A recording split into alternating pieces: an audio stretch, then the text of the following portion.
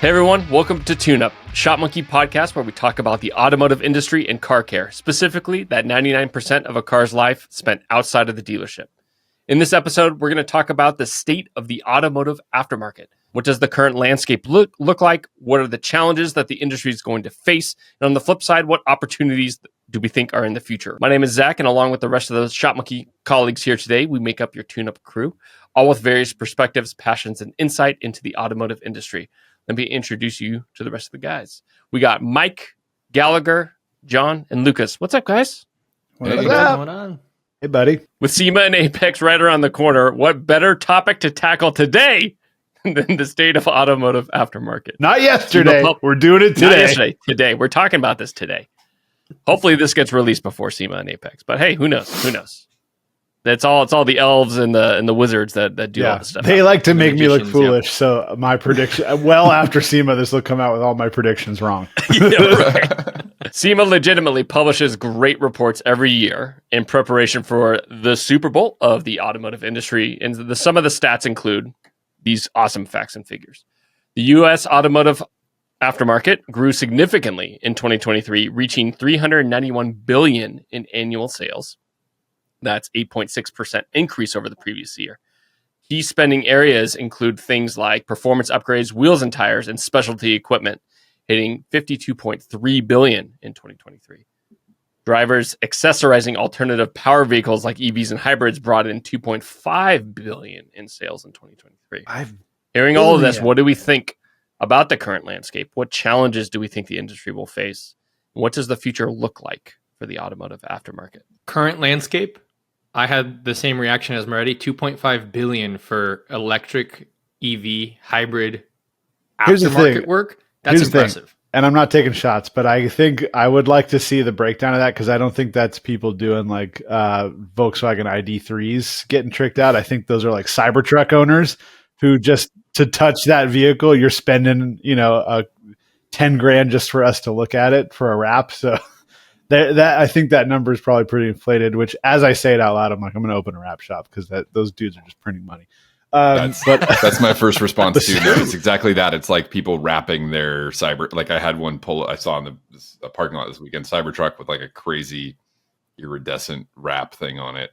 I mean, we all know how I feel about Cybertrucks. I thought it looked awful, but somebody spent $3,000. But I think that's where that $2.5 billion comes from. I don't think anybody's swapping in.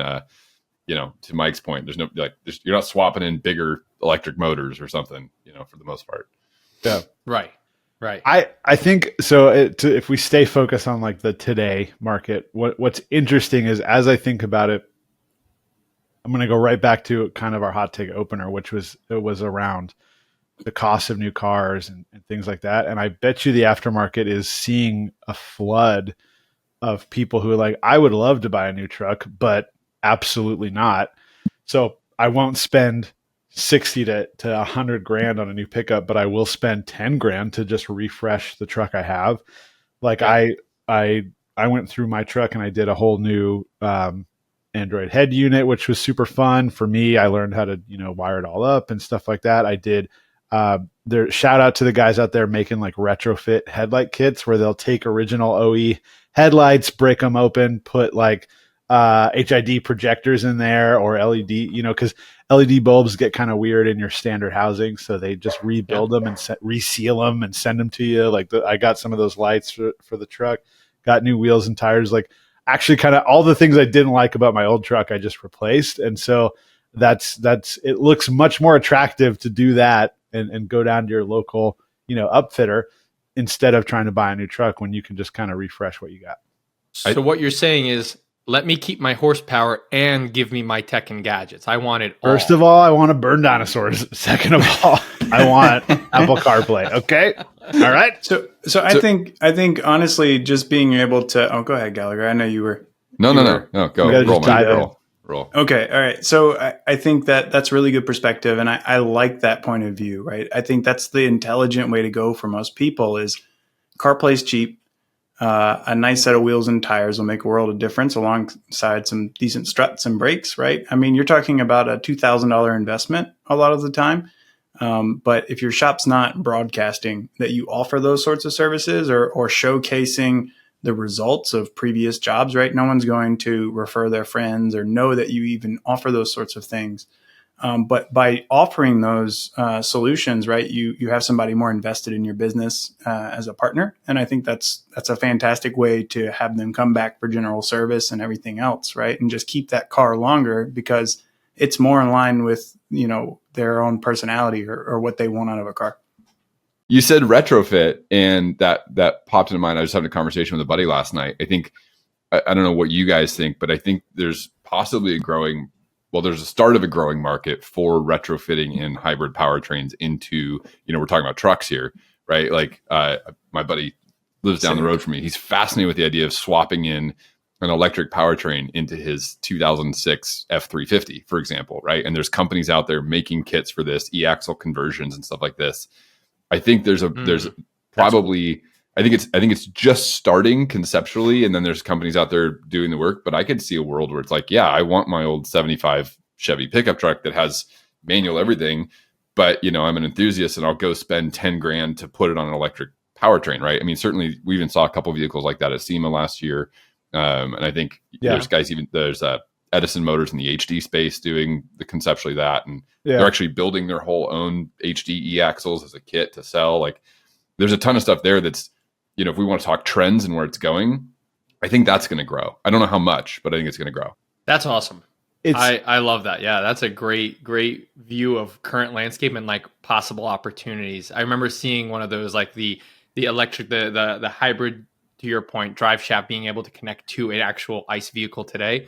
Whoever is working on this, hats off to you to be able to do this and make those systems all work together and play nice to bring this to another level. So I think trucks are probably the easiest, says the non-engineer who knows nothing about this, but I just feel like body on frame pickups would be the easiest to convert. Cause we've talked about the concept of like the skateboard platform of an EV underpinning, just bolt another frame on top of there. I know that's not that simple, but I feel like the body on frame stuff will be the easiest conceptually to convert back to an EV. We're in the world of supporting shops. I don't see a huge market to like start opening shops to do that type of work. I certainly see a couple of specialists could really get there and do it, but we all know the realities of a project car. Even a well-designed one is still a project car, which most drivers don't want. They want something that they just get in and drive, not something they have to like troubleshoot from time to time. It would need to almost be something like what Singer is doing with their Porsches, taking older chassis and refreshing them and pretty much giving it a whole new life with a fresh warranty and a fresh, just a fresh restart, but with all new components and everything. Like, imagine that concept, but for the everyday vehicle. Hey, I want to take to Gallagher's point, my F350, and I want to hybridize it. Yeah. And also, could you rebuild this part of it for me and make me a new car with a warranty involved with it? Interesting concept. That'd be really crazy to see.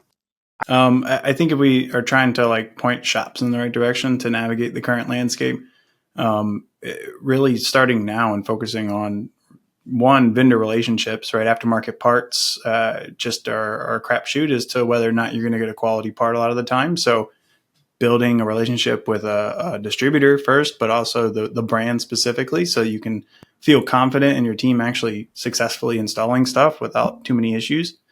But also educating them, getting them prepared, right? There isn't really a hybrid or electric process yet that those standards haven't been established yet. So you can kind of be ahead of the curve and start to at least understand those systems and again, broadcast as much, I think I brought it up before, a nutrition label, just showing people that you have those badges, that you know what you're doing. Starting there, I think, what type of aftermarket service you end up offering kind of goes along with the training and education that you implement first. Yeah, that's awesome. I think slightly to piggyback on that, but take it a different direction, is I think with those vendor relationships, I think having reliable suppliers is going to become an increasingly important thing. I read something just today about the strike for the dock workers. The port strike. how much that's going to happen across the entire economy. And do we think this is the last kind of maybe global or thing that's going to impact trade across the world? Last event? Probably not. There's probably going to be a lot more. So having those shops that double down on having a really reliable chain and those who do not, I think there's going to be a discrepancy that starts to become pretty clear. I think it dovetails really nice, Mike, with what you're saying. I think there's an opportunity for shops to enter the aftermarket in a way that is not necessarily as dangerous, for lack of a better term. Like, I worked at a shop that built race cars. That is not the path for most shops to get into, because once you start modifying performance, you're in a dangerous area and you break stuff. And I've seen brand new BMW diffs just grenade on a dyno. So that's a very risky world to get into. But the upfitting and the restyling and the niceties, actually, I think this is what you were talking about, Mike. There's a really open door there of saying like, hey, we do oil changes, brakes. By the way, this radio kind of sucks. You want us to like update it for you? Like there's a path forward there. Or like, oh yeah, this new truck that you got is $100,000 instead of $60,000 or instead of $40,000. So we offer a wrap service. We can wrap it and protect this investment that you just made, because it is an investment at this point. I'm just sorry. I'm cringing at myself at the idea of investing in $100,000 truck. But there's an opportunity for the modern shop to offer more services, to bring in more, open up more revenue streams, right? I think the EV thing has slowed down. Obviously, we've seen that, and with, at least here in California, it's like they will pay you to come down and test drive an electric vehicle right now. So they're really trying to get rid of them. But it is a future that we're looking at. So as a modern shop looks ahead, there is an opportunity to open up more income streams, to look at how you're going to keep cars on the road longer, how you're going to serve your customer, not just as, hey, we do brakes, that's a service we provide, take it or leave it. Instead, hey, we serve you, our customer, so we will do maintenance. We will also help do things that might make your commute a little better. There's some cool ideas there. And the underlying opportunity there is the educational piece for the shop's customers. How can we educate those vehicle owners to understand what else is out there, right? And I think that's all that ties into exactly what you're saying, Marty, is, hey, the industry can stay up to speed, and we should stay up to speed so that we can provide the best options and educational opportunities for the vehicle owners, so they know where to go next with whatever they decide to do with the vehicle that they're driving. I don't know why I feel like we record these on the days I go to the dentist, but the dentist spent 20 minutes with me talking about the technology that they're using to scan teeth. Now, I'm going to tie this back really quickly. He basically did a DVI of my teeth before, during, and after of how it was to clean. I'm sold. I've never seen photos and clear documentation like that at any dentist I've ever been to. I refuse to go anywhere else. We like to have a record of your teeth when you show up, so that in 6 weeks when you call us saying we scratched your teeth, we have records saying that we didn't you chipped scratch this your teeth. molar back here. Yeah. But my point is though, he educated me throughout the process. I refuse to go anywhere else. He has a lifetime customer. As long as he stays where he is and doesn't go anywhere, I don't want to go anywhere else. I know that's a different market, but the tools, the whole time I'm sitting there, I'm like, I don't think the Shopmonkey organization knew that we were now sponsored by your. I mean, will you give the dude a shout out? And I know you don't want to say where you're at, but at this point, we got to send this dude some business. Hey, you guys think that maybe folks, now that we're suggesting this whole aftermarket thing, maybe neons and subs will come back, and Hondas? I think neons are coming back. That'd be LEDs. Cool. I mean, rock. What's weird? Come on, Gallagher. I've seen the. I'm a Fast and the Furious fan, and it still just makes me cringe. So come on, man, let people enjoy themselves. Wheel, like the rock lights, right? What are they call them? Rock lights, right? Where they put them in the wheel wells. Yeah, I mean, come on, that's basically the 4x4 version of neons underneath vehicles.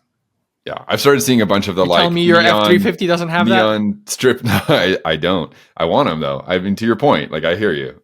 No, but I'm picturing like what did I see on somewhere online? It was somebody doing LED strips through their interior. So like all the little crevices in the dash, they fit it in these like color changing LEDs, which I don't know. Which is awesome. Whoever did that, by the way, just want to clear up Gallagher's intent in that you're cool for doing something. It's we love all we love all automotive communities here on the Tune Up, so we're into it. Please drop a link. I would love to see your custom lighting setups. Drop a link in the comments, and I will jump in and I will look. Your technicians are going to give you feedback on what they would be able to do or not do.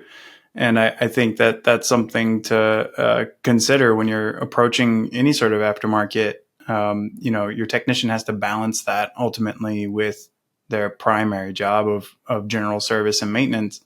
If you're asking them to do tint and wrap and they don't necessarily do that every day, they don't have all the tools ready to go, you might be setting them up to really fail ultimately at providing a good experience. So I think whatever shops decide to do, talking with your team should definitely be at the root of it, and making sure that that's crazy talk. They're on board with your new endeavors there. I think what's interesting is I know you got something, Lucas, but I'm jumping in because that's all right. I got you right after.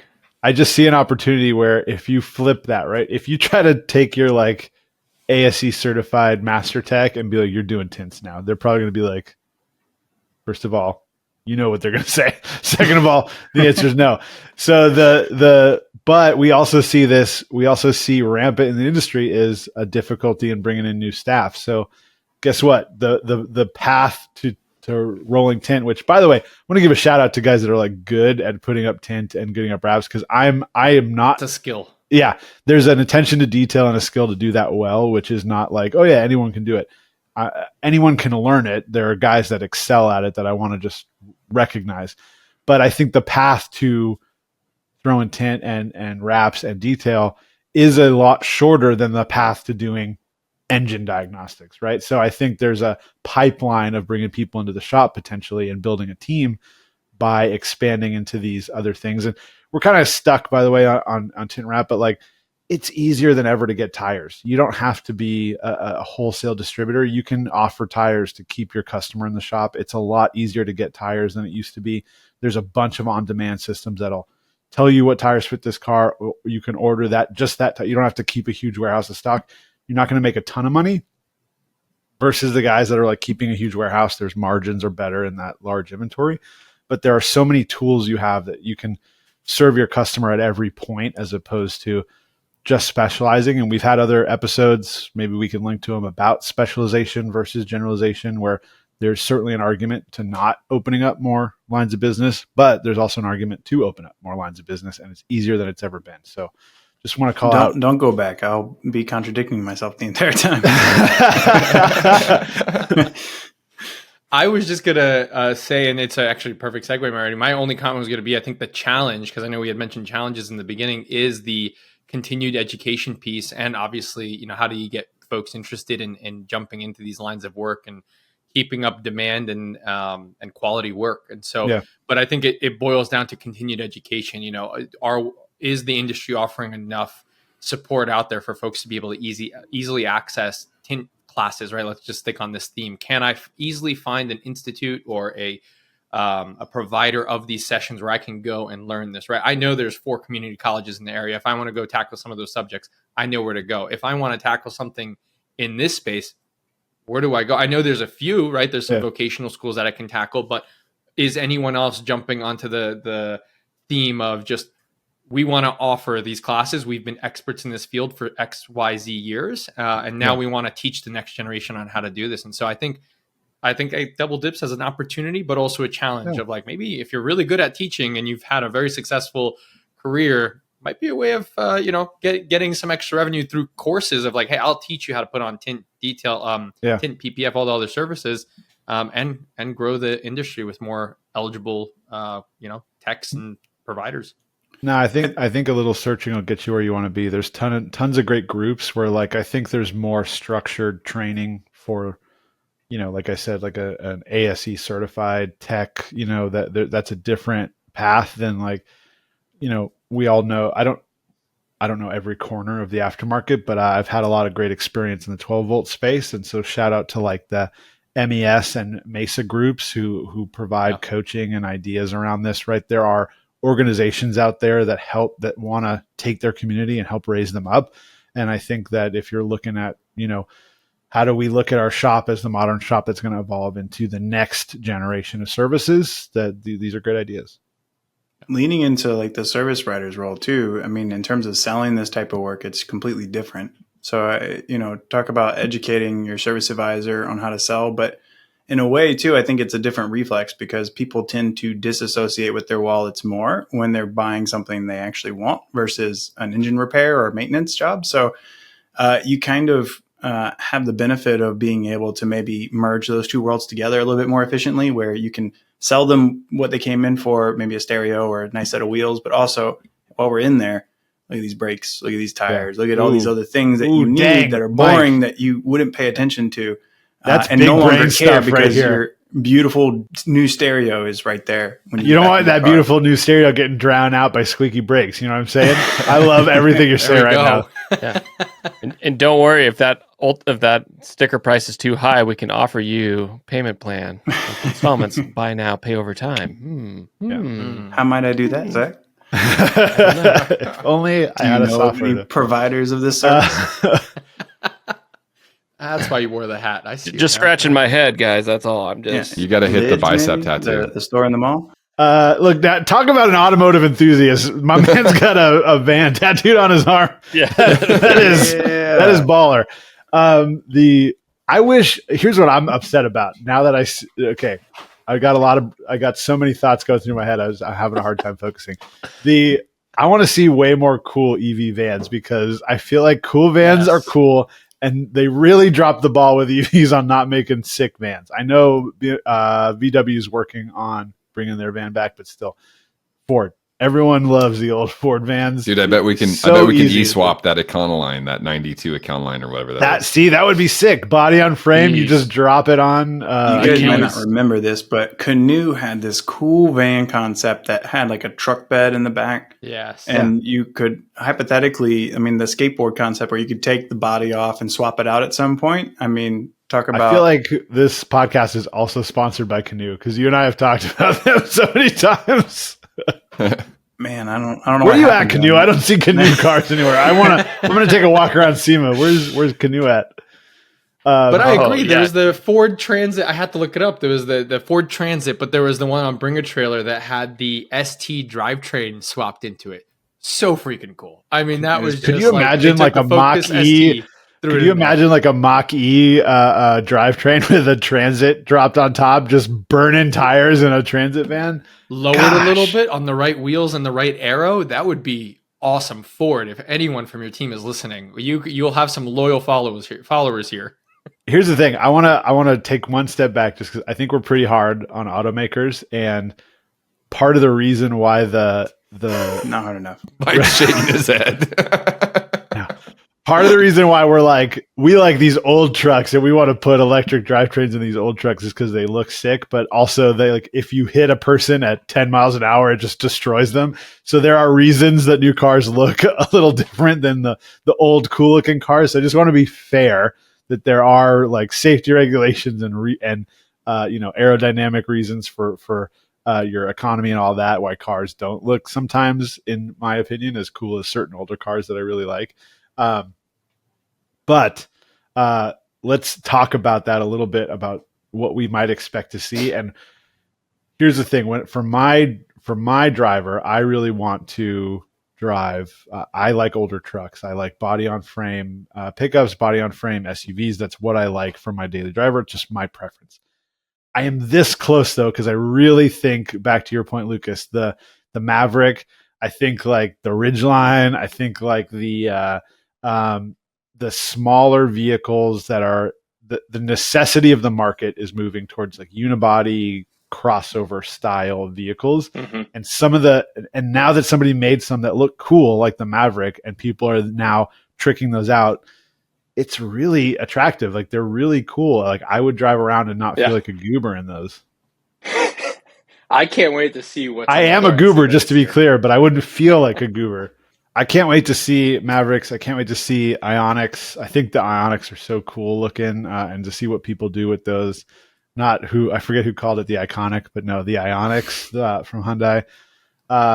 Just some really cool boxy little EVs. I think could be a lot of fun. I really hoping we see Rivian's little cars. I know they have their new little hatchbacks coming out. I would just love to see what those look like. I won't buy any of them because I don't own my house because I live in California and that's borderline impossible. So I can't have a charger on my property, but I still think they're really cool. I think that the Maverick very cleverly incorporated a lot of potential to 3D print your own parts on the inside, like little hooks and latches and little nooks and crannies inside of the car that allow somebody to get creative. And that's not my thought. I believe, Moretti, you mentioned that originally. Yeah. I think if we're talking about aftermarket, right, that's kind of a new territory there where people are definitely more into the overlanding scene and preparedness and having some extra gear on their ride. So enabling them to do that in some creative ways, I think that's definitely an avenue for a shop. Just buy some 3D printers, man. Keep them in the shop. I'm going to mount one on a Maverick. That'll be my SEMA truck. I'm going to put a 3D printer printing Maverick parts from the back of a Maverick. It's time. You actually got to place a big bet about what's going to be the next hot trend. We've kind of danced around it. We've kind of been really political about it. Now it's time to stick your neck out there. What is the next big thing? The next big Lucas, thing. go first. Okay, I'm just going to shoot an idea here. I'm really hoping to see a little bit more of like the mini truck scene to come back a little bit.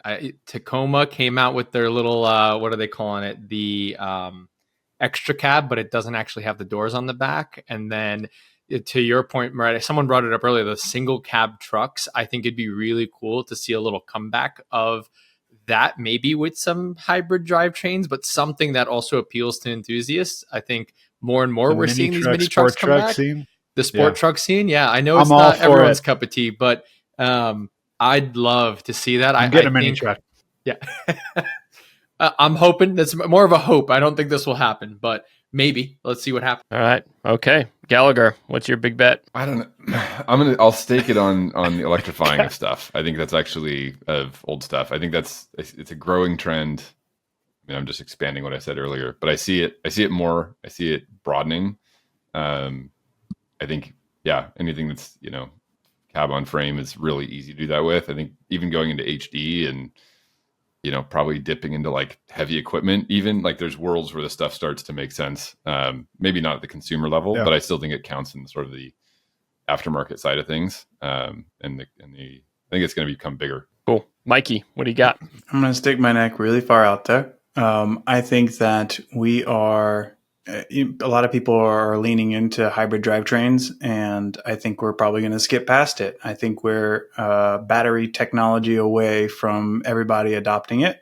I don't know if that was the direction you were going in, Gallagher, but obviously for the OEs producing a cheaper car, that's beneficial.